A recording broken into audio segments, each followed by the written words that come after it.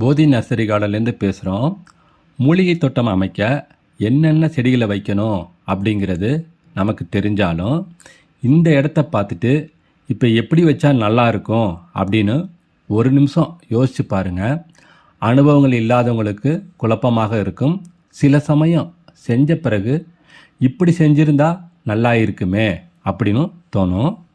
அதுக்கு தான் மூலிகை தோட்டம் ஆரம்பிக்கிறதுக்கு முன்னாடி ஏஐ கூகுள் ஜெமினி கிட்ட இந்த ஃபோட்டோவை கொடுத்து மூலிகை தோட்டமாக மாற்றவும் அப்படின்னு சொல்கிறேன். முதல்ல தோட்டத்தை இந்த மாதிரி அழகாக க்ளீன் பண்ணிவிட்டு இப்போ நீங்கள் பார்க்குற மாதிரி அதுக்கப்புறம் மூலிகை செடிகளை வச்சா எப்படி இருக்கும் அப்படின்னு கேட்டேன். இப்போ எப்படி வந்திருக்கு அப்படின்னு பாருங்கள். இதில் ஒவ்வொரு செடிக்கும் எவ்வளோ இடைவெளி இருக்கணும், சொட்டு நீர் பாசனத்தை எப்படி அமைக்கணும் அப்படின்னு கேட்டேன்.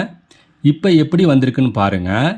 இந்த மாதிரி உங்களுக்கு பிடிச்சதை சொல்லி சொல்லி ஃபைனலாக கூகுள் ஏஐ மூலம் அழகுபடுத்தின பிறகு உங்கள் மூலிகை தோட்டத்தை ஆரம்பிங்க. சிறப்பாக இருக்கும். பணம் செலவழிக்கணும் அப்படின்னு தேவையில்லை. உங்களுடைய ஃபோனில் பேச தெரிஞ்சாலே போதுமானது. உங்களுடைய அனைத்து கேள்விகளுக்கும் பதில் சொல்ல ஜெமினி ஏஐ ரெடியாக இருக்குது. நீங்கள் ரெடியாக இருந்தால் நன்றி, வணக்கம்.